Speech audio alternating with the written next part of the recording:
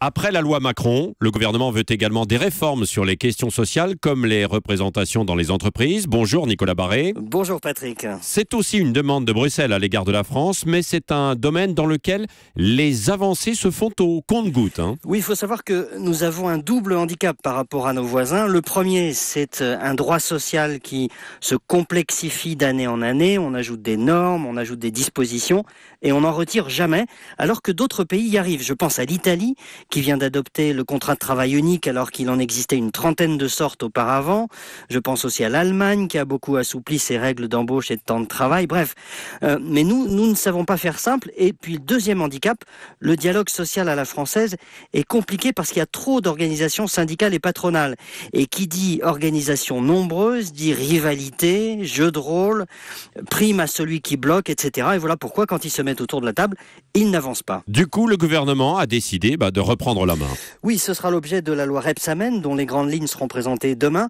Alors, je vous préviens, on est très loin d'un Big Bang. Il s'agit juste de rendre le dialogue social dans les entreprises plus efficace, avec, dans l'idéal, une instance unique de représentation du personnel qui regrouperait le comité d'entreprise et le comité d'hygiène et de sécurité. Et puis, autre point important, une représentation des salariés dans les entreprises de moins de 11 salariés, ce dont le patronat ne veut d'ailleurs pas entendre parler.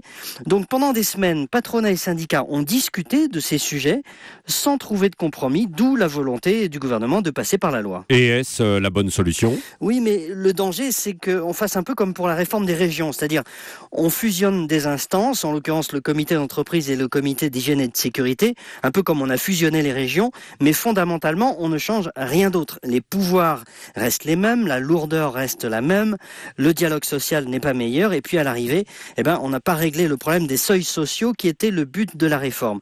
En fait, une vraie réforme sociale devrait aller beaucoup plus loin, permettre par exemple de moduler le temps de travail et pas uniquement dans les entreprises en difficulté. Je sais que c'est une idée qui circule au sein du gouvernement, mais encore faudrait-il passer à l'acte.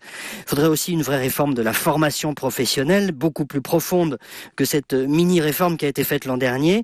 Et je ne parle pas des retraites, dont le régime est toujours gravement déficitaire. Donc bref, en matière de réforme sociale, on est encore très loin du compte, même si il faut se féliciter de voir que le gouvernement veut avancer. Il faut lancer une plus vaste réforme sociale, l'édito écho d'Europe 1. C'est tous les matins à 8h10 avec Nicolas Barré, directeur de la rédaction des Échos.